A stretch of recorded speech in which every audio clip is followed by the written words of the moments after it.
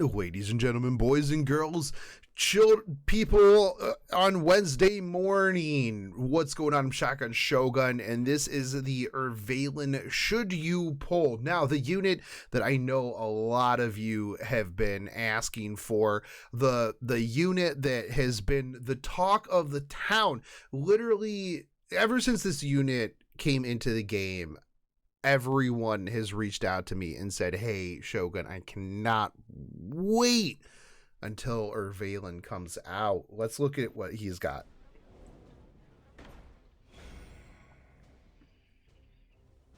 Do you feel humiliated? Got his voice. Tell me what you desire, and I will give it to you. In return, you will become my sword, unquestioned and unyielding. Okay. 에르발레는 레펀더스의 전왕 타르만이 늙음하게 들인 애첩 카멜리아의 아들입니다. So we know about him and his background if you played through the story. Otherwise, we're not going to go through all that. You're here for the skills, you're here for the builds, you're here for the should I pull this unit? Hero introduction. Let's get to this. Okay, so he is going to be a Scorpio Thief, Earth 113 speed. Not bad. Is going to have a critical hit chance imprint. That's huge. Love to see it. Love to see the critical hit imprint. 1228 on the attacks, 6266 on the health. I got 473 on the defense. You are going to be getting extra critical hit chance in his kit, in his tree. So that's going to be really big as well. Health to everybody in the party. The illegitimate child of the Lufuendos royal family. Aiming for that recognition and your heart. Critical hit chance though in the kit, critical hit chance in the imprint is really big. It allows for flexibility in build. Really huge. You love to see it, although are you going to be pulling for imprints on this? I don't know. Otherwise, you also have the health imprint there too. So skill introduction. So this is going to be the S3. This is the heir to the throne. 4-turn cooldown. Attacks the enemy with a sword, adopting a counter-attacking stance and granting a barrier to the caster for 2 turns. When the enemy's max health is greater than the caster's max health, damage dealt increases proportional to the difference, up to a maximum of 60%. Barrier strength increases proportional to the caster's max health.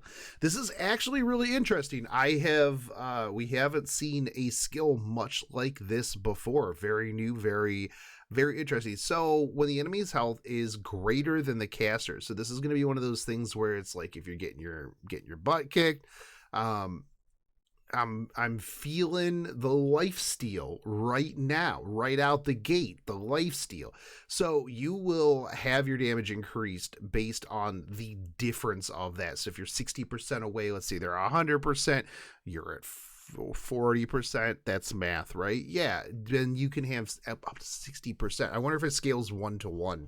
And you get a barrier. That's really big, especially if you're on lifesteal. I actually really like this. 4-turn cooldown as well. It's just screaming lifesteal set to me. Sustain thief. You love to see it. So let's see how much damage this does. We're going in on this Ruel. So they're both 100. He does have attack buff here. Ruel does have defense break there, and so you see 22k through an Arius into a defense break. So that's pretty big. It's pretty big. I mean, it is defense buff, 22k into defense broken, or defense buff, defense broken Ruel. 22k with attack buff. I mean, like I said, there is an Arius on the field, so is what it is, right? What else are they showing here? Oh, and you get the counter attack. You get the counterattack stance. Completely forgot to talk about that. So you don't need counterattack. You're going to counterattack everything. How long do you get that counterattack stance? Does it say? Counterattack stance and barrier for 2 turns. So for 2 turns, you're counterattacking everything. Don't bring, brush your Rowanas off, boys. But for 2 turns, you're counterattacking everything. This is even further solidifying lifesteal set in my mind here.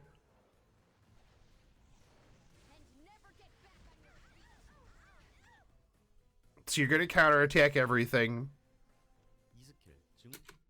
It looked like there's defense break on that S1, which is huge. So S2, this is the Sword of Hatred. This is a 2-turn cooldown. This is pretty solid. Attacks the enemy repeatedly, granting the caster immunity for 1 turn. When the enemy's max health is greater than the caster's max health, combat readiness of the caster increases proportional to the difference up to a maximum of 30. So this is for tank breaking right here. And it's max health. It's not current health. So as long as you're hitting a tank or any tanky bruiser or anything like that, you're going to be potentially getting a 30% CR push. That means you're going to be cycling like freaking crazy. This kid is actually pretty nutty.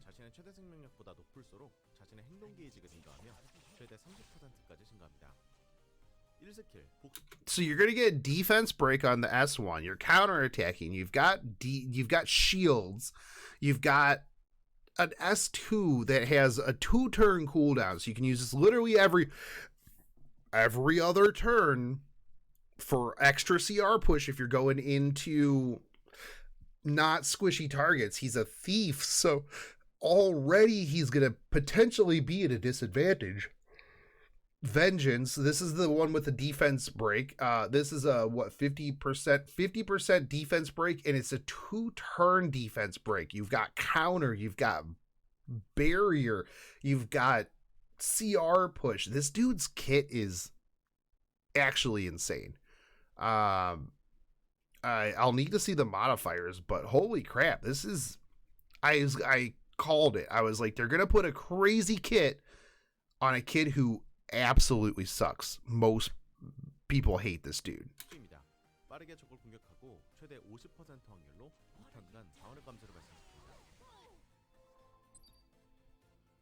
Now let's see this artifact. Double-edged decrescent. Double-edged decrescent. Okay, anyways, after attacking with a single attack, increases the caster's attack by 10%, with a 30% chance to silence the enemy for 1 turn. The increased attack effect can stack up to 3 times. This is Violet's Talisman, but has a chance to silence the enemy. So instead of evasion, you have silence. 30% chance to silence if you max this out. I personally like Violet's Talisman a bit better because evasion, but silence is huge too. The thing is with this, you're going to need some effectiveness because you still have to use effectiveness, but everything he does is single target. So lifesteal is the play. Personally, I think lifesteal is the play here because that'll give you increased mitigation. You have counterattacks, so even after you S3, you will be able to get some of your health back through that barrier. You're going to be getting health back on your S3. You're going to be getting health back on the counterattacks. You're going to be turn cycling very fast. I think a Violet's Talisman is probably better because I don't think that you're going to want to build him with effectiveness to take advantage of his artifact.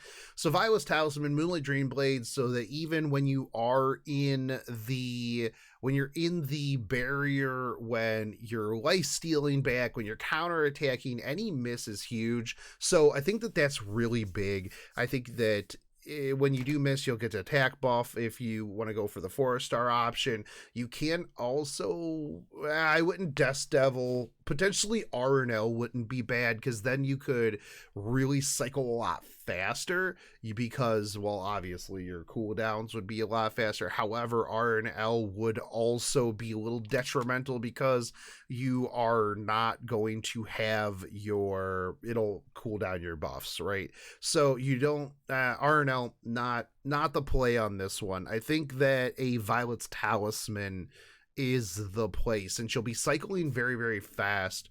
You're going to be getting those 3 stacks up very fast. That way you can bring him with an attack buffer, the attack stacks from the artifact with the increased attack buff. I think that this is the play. I really like a lot of his kit. I hate him as a person. Defense break on the S1 is huge. You're not going to probably be defense breaking a Ruel unless they have 0 effect resist, which at any real gameplay level, they have a lot of effect resist, let's be real. So you're not going to want to stack effectiveness to try to silence those, but you will be defense breaking some tanks, a lot of bruisers, almost any DPS or mage. You'll be defense breaking. The Sword of Hatred is huge, because you get immunity. You get debuff immunity, dude. You get debuff immunity, and you hit up to 30% CR push off max health. And if you're getting your butt kicked, you get increased damage off of Heir to the Throne. This kid's kit, actually nutty. Too bad he is an insufferable twat. I will be pulling for him. We've had a lot of grass lately, but I think that this is actually one of the newer characters that has a really interesting kit. I don't think it direct counters anybody except for the tanky bruiser meta, and he's very, very interesting. I mean, obviously I'm going to be pulling for him because I want the 3-star characters. We might pull some a little bit before that to see if we can get them, but man, he's going to be one of those, he's going to be a plus 15 because he's a DPS, but I do like what he has to offer. We will obviously be seeing the damage by the numbers tomorrow when all of that comes out. Not that I'm allowed to officially talk about that because it's data mine information, so don't tell anybody. But anyways, let me know what you guys think down below. Do you like this kit? I think this kit synergizes so well. Also, this S3 with the counterattacking stance and the proportional damage based off of the difference, and the S2 I think is a really good breath of fresh air. I think this is something that a lot of people have asked for with, hey, I don't want this to be a direct counter to insert this unit here. It's a lot of people were like, is this going to be an SSB counter? Green unit exists. Is this an SSB counter? Anyways, let me know what you think down below, and if you are new to the channel, as always, subscribe, and I'll catch you guys on the next one. Take it easy, homies. Peace.